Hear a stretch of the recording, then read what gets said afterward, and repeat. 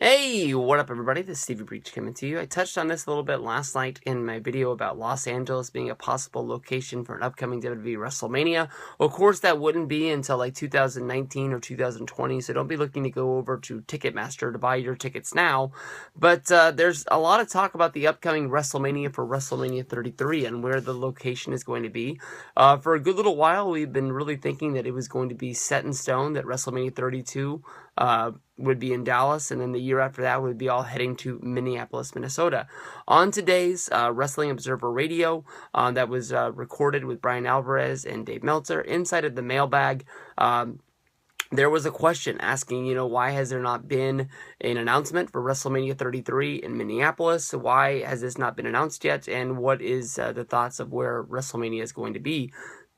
Honestly, it's not looking good for WrestleMania 33 to be going to Minneapolis, Minnesota.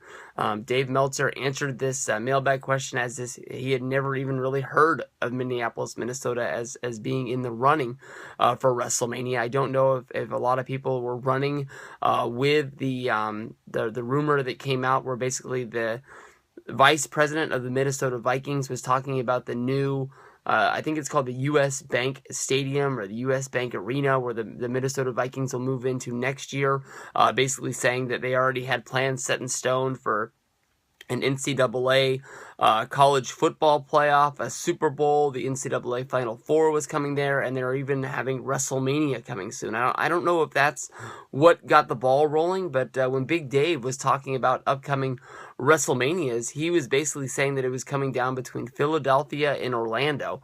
I know that Orlando would be a great place to have it, seeing how, WWE's almost like their second home is down there in Orlando with the NXT Full Sail Arena as well as the Performance Center, and there would be lots of perks for fans if they would be able to somehow open up a performance